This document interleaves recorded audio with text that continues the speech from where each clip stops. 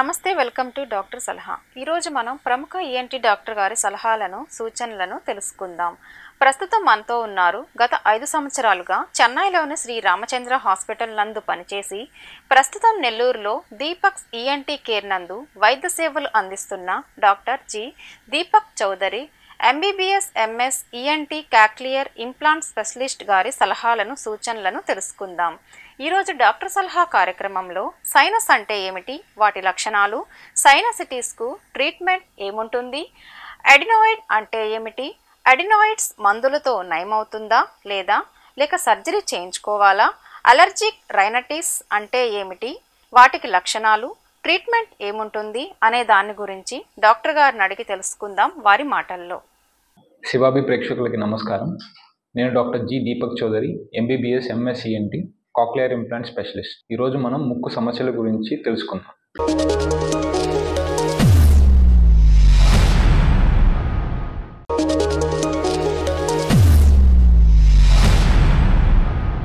నమస్తే డాక్టర్ గారు. ముక్కుతో గాలి తీసుకోవడానికి ఇబ్బందులు ఎందుకు వస్తాయి, వాటికి కారణాలు ఏమిటి డాక్టర్ గారు, ట్రీట్మెంట్ ఏముంటుంది డాక్టర్ గారు? ముందుగా మనం ముక్కుతో గాలి ఎలా వెళ్తుందో తెలుసుకుందాం. మనకు ముక్కు మధ్య భాగంలో దూలం ఉంటుంది, పక్కన కండలు ఉంటాయి. ఈ రెండు మధ్య ఉన్న స్పేస్లోంచి మనకు గాలి అనేది ఫ్రీగా వెళ్తుంది. సో ఇప్పుడు ఈ స్పేస్ ఎప్పుడైతే తగ్గుతుందో అప్పుడు గాలి తీసుకునేదానికి ఇబ్బంది అనేది మొదలవుతుంది. ఈ దూలం అనేది బాగా వంకరగా ఉన్నప్పుడు కానీ, లేదంటే పక్కనున్న ఈ కండలు బాగా పెరిగిపోయినప్పుడు, ముక్కులో పాలిప్స్ లేకపోతే చీమగడ్డలు లేదా ఏదైనా ముక్కుకి దెబ్బ తగిలినప్పుడు కానీ, ముక్కులో కొన్నిసార్లు గడ్డలు రావడం, క్యాన్సర్ గడ్డలు రావడం కానీ, లేదా మామూలు గడ్డలు రావడం కానీ, చిన్నపిల్లల్లో అయితే అడినాయిడ్స్ అనే సమస్యల వల్ల కానీ గాలి తీసుకునేదానికి ఇబ్బంది అనేది వస్తుంది. సో మనకి ఏదైనా మన ముక్కుకి ఎప్పుడైనా దెబ్బ తగిలినప్పుడు కానీ, లేదా యాక్సిడెంట్లు కానీ ఏమైనా జరిగినప్పుడు కానీ దూలం వంకర అనేది స్టార్ట్ అవుతుంది. సో అది బాగా వంగిపోయినప్పుడు గాలి తీసుకునే స్పేస్ అనేది తగ్గిపోతుంది. కొన్నిసార్లు రిపీటెడ్గా జలుబులు చేసినప్పుడు కానీ, అలర్జీల వల్ల కానీ ముక్కులో ఉన్న ఈ కండలు అనేవి పెరుగుతాయి. అవి పెరిగినప్పుడు కూడా గాలి తీసుకునే స్పేస్ అనేది తగ్గుతుంది. చిన్నపిల్లల్లో మనకు పుట్టుకతోనే అడినాయిడ్స్ అనే గడ్డలు ముక్కు వెనకాల స్పేస్లో ఉంటాయి. ఇవి అందరికీ ఉంటాయి, కానీ కొంతమందికి మాత్రం రిపీటెడ్గా ఇన్ఫెక్షన్స్ అనేవి అవుతూ ఉండే కొద్దీ ఈ అడినాయిడ్స్ అనేవి పెరిగి ముక్కు వెనకాల ఉండే స్పేస్ని మొత్తం బ్లాక్ చేస్తాయి. దీంతో గాలి అనేది ఫ్రీగా వెళ్ళక ఇబ్బందులు పడుతూ ఉంటారు. కొంతమందికి జన్యుపరంగానే దూలం అనేది పుట్టుకతో వంకరగా ఉంటుంది. అలాంటి వారికి వయసు పెరిగే కొద్దీ ఆ వంకర అనేది కూడా పెరుగుతూ స్పేస్ని ఆక్యుపై చేస్తూ ఉంటుంది. సో మనకు సమస్యకి పరిష్కారం అనేది ఏ సమస్య అయితే ఉంటుందో దాన్ని బట్టే పరిష్కారం అనేది ఉంటుంది. సో ముందుగా దూలం అనేది వంకరగా ఉంది అంటే మనం మొదటగా ప్రతి ఒక్కరికి ఎండోస్కోపీ అనేది చేయాల్సి వస్తుంది.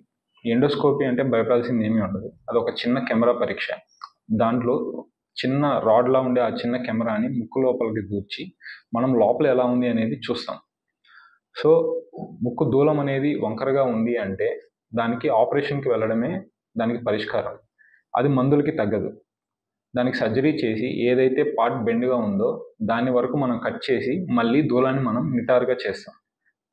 అలాగే ముక్కు పక్కన ఉన్న కండలు పెరిగాయి అంటే వాటికి ముందుగా మనం ముక్కుకి స్ప్రేలు వాడడం, దాదాపు 15 నుంచి 20 రోజుల పాటు వాడి అప్పటికి కండలు కనుక అలాగే ఉన్నాయి అంటే అప్పుడు దానికి సర్జరీ చేయాల్సి వస్తుంది. ఈ సర్జరీలో కొన్ని రకాలుగా ఉంటుంది. అందులో డైరెక్ట్గా కండల పైన కరెంట్ని పెట్టి వాటిని స్ట్రింగ్ చేస్తాం. రెండవది ఆ కండల్ని సగంగా కట్ చేసి మళ్ళీ ముక్కు లోపల స్పేస్ని క్రియేట్ చేస్తాం. అలాగే చిన్నపిల్లలకి అడినాయిడ్ సమస్యలతో ఉన్నారు అంటే వాళ్ళకి నెల రోజుల పాటు మొదటగా నేసల్ స్ప్రేని వాడి ఆ ఇన్ఫెక్షన్ని మనం ముందు తగ్గించి అడినాయిడ్స్ అనేవి తగ్గుతుందా లేదా అనేది మనం చూడాలి. మందులకు కనుక అడినాయిడ్స్ తగ్గాయి అంటే సర్జరీ వరకు వెళ్ళాల్సిన అవసరం లేదు. ఒకవేళ అడినాయిడ్స్ అనేవి అలానే పెరుగుతూ ఉన్నాయి, గాలి తీసుకునేదానికి ఇబ్బంది ఉంది, పిల్లలకి రాత్రిపూట పడుకునేటప్పుడు గొరక వస్తుంది, లేదా నోటితో గాలి తీసుకుంటున్నారు, అలాంటి సమస్యలు అలానే ఉన్నాయి అంటే అప్పుడు ఆపరేషన్కి వెళ్ళాల్సి వస్తుంది. అలాగే కొంతమందికి సైనస్లు ఇన్ఫెక్షన్ అనేది పెరిగి ముక్కు లోపలికి పాలిప్స్ అనేవి వస్తాయి. సో వాళ్ళకి కూడా మందులు వాడి తగ్గట్లేదు అంటే సర్జరీ చేయాల్సి వస్తుంది.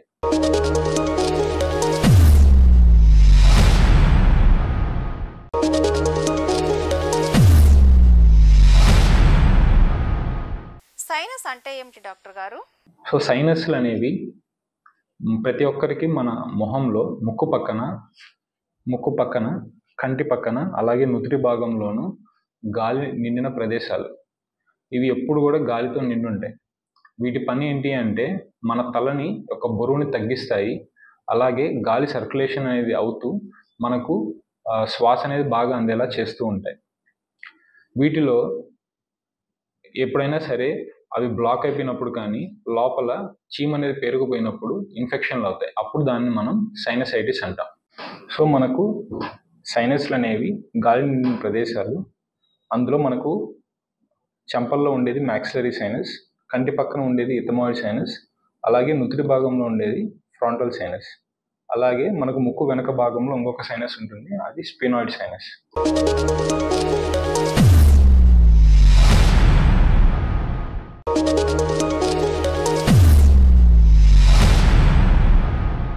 సైనసిటిస్ అని మనం ఎప్పుడు అంటాం డాక్టర్ గారు? సో సైనస్లో చీము చేరుకున్నప్పుడు కానీ లేదా అలర్జీల వల్ల పాలిప్స్ అనేవి సైనస్లో ఫామ్ అయినప్పుడు కానీ దాన్ని మనం సైనసైటిస్ అంటాం. ఈ సైనసైటిస్లో 2 రకాలు, ఒకటి అక్యూట్ సైనసైటిస్, ఇంకొకటి క్రానిక్ సైనసైటిస్. మొట్టమొదటిసారిగా మనకు సైనస్ ఇన్ఫెక్షన్ అయింది, అలాంటప్పుడు దాన్ని మనం అక్యూట్ సైనసైటిస్ అంటాం. ఇందులో ఎక్కువ శాతం సివియర్గా ఇన్ఫెక్షన్ అవ్వడం, సైనస్ లోపల చీమ్ అనేది నిండిపోయి ఉండడం వల్ల ఈ అక్యూట్ సైనసైటిస్ అనేది వస్తుంది. ఇదే సైనసైటిస్ ఇన్ఫెక్షన్ మనకు రిపీటెడ్గా వస్తూ ఉంది అంటే అప్పుడు దాన్ని మనం క్రానిక్ సైనసైటిస్ అంటాం. అంటే ఒక సైనస్ ఇన్ఫెక్షన్ మనకు దాదాపు 1 నెల రోజుల పైన మనం మందులు వాడినా కూడా తగ్గకుండా అలాగా 2-3 నెలల పాటు కంటిన్యూస్గా వస్తూ ఉంది అంటే అప్పుడు దాన్ని మనం క్రానిక్ సైనసైటిస్ అంటాం. ఈ క్రానిక్ సైనసైటిస్లో 2 రకాలుగా ఉంటాయి. ఒకటి సైనస్ లోపల చీము ఇన్ఫెక్షన్లు మాత్రమే ఉంటాయి. రెండవ రకంలో ఏంటి అంటే మొత్తం పాలిప్స్ అనేవి నిండిపోయి ఉంటాయి. సో పాలిప్స్ అంటే నీరు గడ్డలు. నీరు అనేది లోపల పేరుకుపోయేసి గడ్డలుగా ఫామ్ అయ్యి సైనస్ లోపల ఉంటుంది. సో ఈ పాలిప్స్ అనేవి కొంచెం డేంజర్ అన్నమాట. ఎందుకు అంటే ఇవి ఏం చేస్తాయంటే మన చుట్టుపక్కల ఉన్న ఎముకల్ని కూడా ఒక్కోసారి కరిగిస్తూ ఇంకా స్ప్రెడ్ అవుతూ ఉంటాయి. ఒక్కోసారి మెదడు వరకు కూడా వ్యాపించే అవకాశం ఉంటుంది. ఈ ఇన్ఫెక్షన్ అనేది మనకు ఒక్కోసారి ఇన్ఫెక్షన్ అనేది బాగా ఎక్కువైనప్పుడు కొంతమంది పేషెంట్స్కి ఇమ్యూనిటీ తగ్గడం, ఈ షుగర్ లెవెల్స్ ఎక్కువ ఉండడం, ఇలాంటి వాళ్ళకి ఏమవుతుంది అంటే లోపల ఫంగస్ పేరుకుపోతుంది. దాన్ని మనం ఫంగల్ సైనసైటిస్ అంటాం. సో అలాంటి వాళ్ళకి ఏంటి అంటే ఎముక కూడా కరిగిపోతూ వస్తూ ఉంటుంది. సో ఇది చాలా అడ్వాన్స్డ్ స్టేజ్ ఆఫ్ సైనసైటిస్ అన్నమాట. సో అలాంటి వాళ్ళకి ఏంటి అంటే ఎండోస్కోప్తోనే క్లియర్ చేయడం అన్నిసార్లు సాధ్యం కాదు. అలాంటప్పుడు మనకు సైనస్ పైన ఉన్న ఈ ఎముకని మనం దాన్ని ఎరక్కొట్టి సైనస్ లోపలికి వెళ్ళి ఎంతవరకు బోన్ అంటే ఎముక ఎంతవరకు అయితే కరిగిపోయిందో అంతవరకు మనం తీసేయాల్సి వస్తుంది. ఒకవేళ ఇన్ఫెక్ట్ అయిన ఎముకను మనం వదిలేస్తే ఇన్ఫెక్షన్ అక్కడే ఉండి ఇంకా స్ప్రెడ్ అవుతూనే ఉంటుంది. సో అందుకోసం ఒకవేళ ఎముక ఇన్ఫెక్షన్ అయితే ఖచ్చితంగా ఎముకను కూడా మనం తీసేయాల్సి వస్తుంది.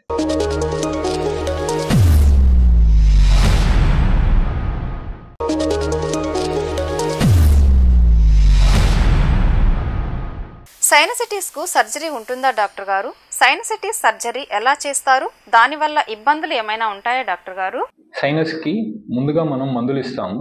మందులు కనుక సైనస్ ఇన్ఫెక్షన్ అనేది తగ్గకుండా కంటిన్యూస్గా అలానే రిపీటెడ్గా వస్తుంది అంటే అప్పుడు మనం ఖచ్చితంగా సర్జరీ చేయాల్సి వస్తుంది. సైనస్ సర్జరీ అనేది పూర్తిగా ఇప్పుడు ఎండోస్కోపీ ద్వారా చేయడం జరుగుతుంది. అంటే బయట మనకు ఘాటు పడడం కానీ కుట్లు పడడం కానీ సో ఇలాంటివి ఏమీ ఉండవు. కంప్లీట్గా మనకు ముక్కు ద్వారా మనం ఎండోస్కోప్ని పంపించి లోపల ఎంతవరకు ఇన్ఫెక్షన్ ఉందో అంతవరకు మనం క్లియర్ చేస్తాం. మనకు మేజర్గా ఉన్న 4 సైనస్లు మాక్సిలరీ సైనస్, ఫ్రాంటల్, ఎథమాయిడ్ మరియు స్పినాయిడ్ సైనస్లు. వీటిల్లో చీము ఉంటే ఆ చీము మొత్తాన్ని మనం క్లియర్ చేయడం జరుగుతుంది. సో దానివల్ల తర్వాత మళ్ళీ గాలి అనేది రెగ్యులర్గా సర్క్యులేట్ అయ్యి మళ్ళీ చర్మం అనేది వచ్చి మళ్ళీ నార్మల్ స్థితికి సైనస్లు అనేవి వస్తాయి. ఒకవేళ పాలిప్స్ ఉన్నాయి అంటే దానికి మనం డిబ్రైడర్ అనేటువంటి ఒక కొత్త టెక్నాలజీ ఉంది. దీంతో ఆ పాలిప్స్ మొత్తాన్ని మనం తీసేయడం జరుగుతుంది. కానీ ఈ పాలిప్స్ యొక్క లక్షణం ఏంటి అంటే ఒకసారి తీసేసినా మళ్ళీ మళ్ళీ వచ్చే అవకాశం ఉంటుంది. అందుకోసం పాలిప్స్ ఉన్న వాళ్ళని రెగ్యులర్గా మనం ఫాలోఅప్కి రమ్మని చెప్తాం. సో వాళ్ళు రెగ్యులర్గా మనకు హాస్పిటల్కి వచ్చి విజిట్ అయినప్పుడు ఒకవేళ మళ్ళీ పాలిప్స్ అనేవి స్టార్ట్ అవుతూ ఉంటే ఇమీడియట్గా మనం ఎండోస్కోపీలో వాటిని డయాగ్నోసిస్ చేసి వాళ్ళు దానికోసంగా మనం మందులు ఇవ్వడము, స్ప్రే స్టార్ట్ చేయడము, అలాగే చిన్న చిన్నవి ఉంటే ఓపీలోనే వాటిని మనం తీసేయడం జరుగుతుంది.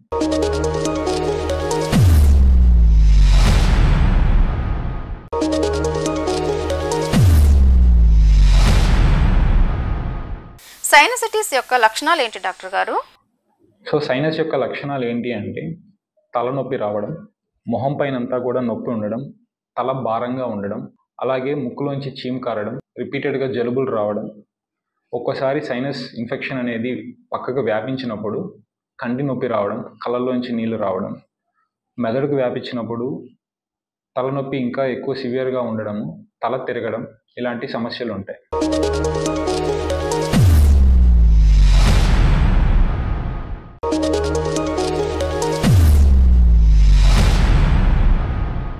అడినాయిడ్స్ అంటే ఏమిటి? ఇది మందులతో నయమవుతుందా లేక సర్జరీ చేయించుకోవాలా డాక్టర్ గారు? అడినాయిడ్స్ అనేవి మన శరీరంలో ఉండే ఒక సాధారణంగా ప్రతి ఒక్కరికి ఉండేటువంటి లింఫాయిడ్ టిష్యూ.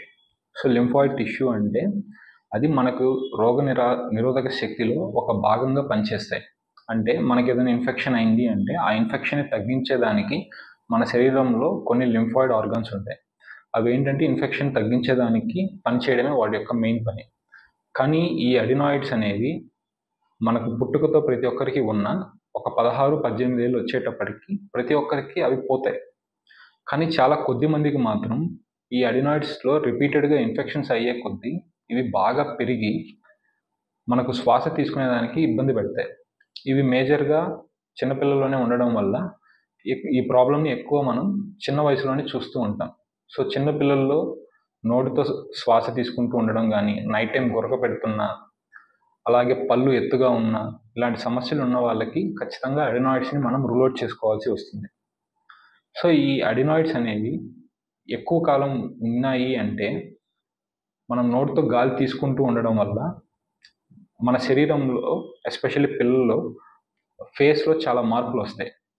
అందులో మొదటగా ఎత్తుపళ్ళు, అలాగే పైన మనకు హార్డ్ ప్యాలెట్ అనేది పైకి వెళ్ళిపోవడం, దాంతో దూలం వంకరగా రావడం, అలాగే ముక్కు అనేది సన్నగా అయిపోవడం, కళ్ళు బాగా చిన్నగా అవ్వడం, కళ్ళ చుట్టూరు నల్లగా రావడం, మొహం అంతా బాగా సన్నగా అయిపోయి మొహం డల్గా అయిపోయేసి పిల్లల్లో అసలు జీవం లేనట్టుగా అయిపోతారు.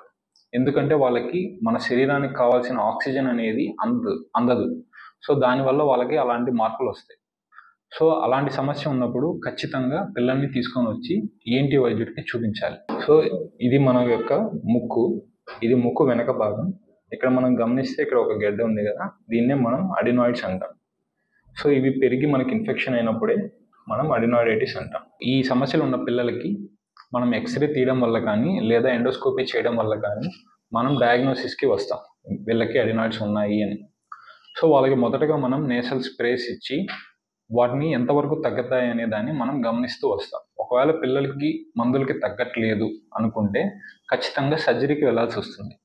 సర్జరీలో మనకి ఇప్పుడున్న లేటెస్ట్ టెక్నాలజీ తోటి కంప్లీట్గా ఎండోస్కోపీ ద్వారానే ఈ సర్జరీని మనం చేయొచ్చు. అంటే ముక్కు ద్వారా మనం ఎండోస్కోపీ పంపించి కంప్లీట్గా ఈ అడినాయిడ్స్ అనే వాటిని పూర్తిగా మనం తీసేయవచ్చు.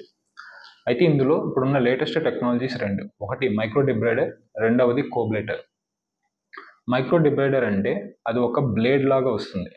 అదేంటి అంటే మెషిన్ అది రొటేట్ అవుతూ మొత్తం గెడ్డని తీసేస్తూ వస్తుంది. అదే కోబ్లేషన్ ఏంటి అంటే ఇది లేజర్ టెక్నాలజీ. దీంతో మనకు రక్తం అనేది ఎక్కువ పోకుండా కంప్లీట్గా అడినాయిడ్ని మనం తీసేయచ్చు. సో ఈ కోబ్లేషన్లో అడ్వాంటేజ్ ఏంటి అంటే పిల్లలకి రక్తం అనేది ఎక్కువ పోదు, అలాగే నొప్పి అనేది కూడా తక్కువ వస్తుంది. సర్జరీ అయిన తర్వాత ఒక వారం రెస్ట్ తీసుకొని పిల్లల తర్వాత వాళ్ళ యొక్క నార్మల్ యాక్టివిటీస్కి అన్నీ చేసుకోవచ్చు, అలాగే ఆడుకుంటూ కూడా ఉండవచ్చు. కొంతమందికి ముక్కులో గెడ్డలు ఉంటాయి. అవి పాలిప్స్ కాదు, అలాగే నార్మల్గా ఉండే కండలు కాదు, అవి గెడ్డలుగా ఉంటాయి. అవి ఏంటంటే ముక్కు లోపల స్పేస్ని బ్లాక్ చేస్తూ ఉంటాయి. సో ఈ గెడ్డలు అనేవి నార్మల్గా ఉండకూడనివి ఉన్నాయి కాబట్టి వాటికి ముందుగా మనం ముక్క పరీక్ష చేస్తాం. అంటే గెడ్డ మొత్తాన్ని తీసేయం, ఒక చిన్న ముక్క మాత్రమే తీసి దాన్ని మనం పరీక్షకు పంపిస్తాం. ఆ పరీక్షలో రిపోర్ట్ ఏదైతే వస్తుందో దాని ఆధారంగా నెక్స్ట్ ట్రీట్మెంట్ అనేది ఉంటుంది.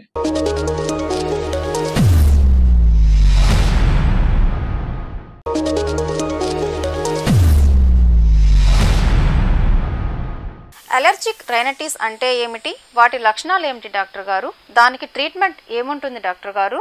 కొంతమందికి పుట్టుకతో కానీ లేదా వయసు పెరిగే కొద్దీ కానీ కొన్ని పదార్థాలు శరీరంలోకి ఎక్స్పోజ్ అయినప్పుడు మన రోగ నిరోధక శక్తి అంటే మన ఇమ్యూనిటీ పవర్ వాటిని చెడు పదార్థాలుగా గుర్తించి మన శరీరంలోంచి బయటికి తోసేయడానికి ట్రై చేస్తూ ఉంటుంది. దీన్నే మనం అలర్జీ అంటాం. సో ఈ అలర్జీ అనేది మన శరీరం మొత్తాన్ని ఎఫెక్ట్ చేయొచ్చు, లేదా ఒక్కొక్క భాగాన్ని సపరేట్గా కూడా ఎఫెక్ట్ చేయొచ్చు. ఇది మన ముక్కును ఎఫెక్ట్ చేసినప్పుడు దాన్ని మనం అలర్జిక్ రైనైటిస్ అంటాం. సో ఈ అలర్జిక్ రైనైటిస్ యొక్క లక్షణాలు ఏంటి అంటే ముక్కు నుంచి నీరు కారడం, రిపీటెడ్గా తుమ్ములు వస్తూ ఉండడం, కళ్ళల్లోంచి నీళ్లు రావడం, ముక్కు మరియు కళ్ళు జిలగా ఉండడం. ఇది దీని యొక్క ప్రధాన లక్షణాలు. ఈ అలర్జిక్ రైనైటిస్ అనేది మనకు సీజనల్గా అంటే కేవలం ఈ ఒక సీజన్లోనే ఎక్కువ ఎఫెక్ట్ అవ్వడం కానీ, లేదా త్రూ అవుట్ ద ఇయర్ అంటే ఆ సంవత్సరం మొత్తం సీజన్తో సంబంధం లేకుండా కూడా ఆ లక్షణాలు అనేవి కనబడుతూ ఉంటాయి. సో ఇలా అలర్జిక్ రైనైటిస్ని మనం డయాగ్నోసిస్ చేసిన తర్వాత వాళ్ళకి నేసల్ స్ప్రేస్ మరియు యాంటీహిస్టమిన్ టాబ్లెట్స్ని వాడడం వల్ల ఈ సిమ్టమ్స్ని మనం కంట్రోల్లో ఉంచుకోవచ్చు. అలర్జిక్ రైనైటిస్కి మనం వన్స్ డయాగ్నోసిస్ చేసిన తర్వాత ఈ స్ప్రేస్ మరియు టాబ్లెట్స్కి ఎప్పుడైతే ఆపేశారో వాళ్ళకి మళ్ళీ రిపీటెడ్గా సిమ్టమ్స్ వస్తూ ఉన్నాయి అంటే వాళ్ళకి మనం అలర్జీ స్కిన్ టెస్ట్ అనే దాన్ని చేస్తాం. సో ఇందులో ఏంటి అంటే సాధారణంగా ఎక్కువ శాతం మందికి ఏవైతే అలర్జీ కాజ్ చేస్తున్నారో ఆ పదార్థాలని ఒక లిస్ట్ రూపంలో తీసుకొని వాటిలో ఆ పర్సన్ ఏ ఏరియాలో ఉంటున్నాడు, అతనికి ఏవి ఎక్కువ యూజ్ చేసే పదార్థాలు ఏంటి, వాటిని ఆధారంగా ఆ వ్యక్తి యొక్క చర్మం పైన మనం ఆ పదార్థాలని చర్మం కింద ఇంజెక్ట్ చేసి మనం టెస్ట్ చేస్తాం. అందులో ఏ పదార్థానికి అలర్జీ ఉంది అనే దాన్ని మనం గుర్తించవచ్చు. సో మనం వన్స్ అలర్జీ యొక్క కారణాన్ని మనం గుర్తించిన తర్వాత వాళ్ళకి మనం ఇమ్యూనోథెరపీని సజెస్ట్ చేస్తాం. సో ఇమ్యూనోథెరపీ అనేది ఏంటి అంటే ఈ థెరపీ ద్వారా మన ఇమ్యూనిటీ సిస్టమ్ని మనం మాడిఫై చేసి ఈ అలర్జీని మనం తగ్గిస్తాం. ఇందులో 2 రకాలుగా ఉంటుంది. ఒకటి సబ్క్యూటేనియస్ ఇమ్యూనోథెరపీ, రెండవది సబ్లింగ్యువల్ ఇమ్యూనోథెరపీ. సబ్క్యూటేనియస్ ఇమ్యూనోథెరపీ అంటే ఏంటి అంటే మనం ఇంజెక్షన్స్ని చర్మం కింద ఒక కోర్స్ లాగా అంటే వారానికి ఒక ఇంజెక్షన్, తర్వాత నెలకు ఒక ఇంజెక్షన్, 2 నెలలకు ఒక ఇంజెక్షన్, అలా ఒక కోర్స్ లాగా వాళ్ళకి 1 సంవత్సరం పాటు మనం ఇంజెక్షన్స్ని తీసుకోవడం వల్ల వాళ్ళకి ఎలర్జీస్ అనేవి తగ్గుతాయి. రెండవది ఏంటి అంటే సబ్లింగ్యువల్ ఇమ్యూనోథెరపీ. ఇందులో మనం ఏదైతే ఈ టెస్ట్ ద్వారా అలర్జెన్స్ మనం గుర్తించామో సో వాటిని ఆధారంగా ప్రతి వ్యక్తికి సపరేట్గా స్ప్రేస్ని తయారు చేసి ఇస్తారు. ఆ స్ప్రే కేవలం ఆ వ్యక్తికి మాత్రమే యూస్ అవుతుంది. ఆ స్ప్రేస్ని మనం నాలుగు కింద స్ప్రే చేసుకుంటూ ఉండాల్సి వస్తుంది. అది 1 సంవత్సరం పాటు ఆ స్ప్రేస్ని వాడుతూ ఉంటే మన ఇమ్యూనిటీ సిస్టమ్ అనేది మాడిఫై అయ్యి అలర్జీ అనేది తగ్గుతుంది.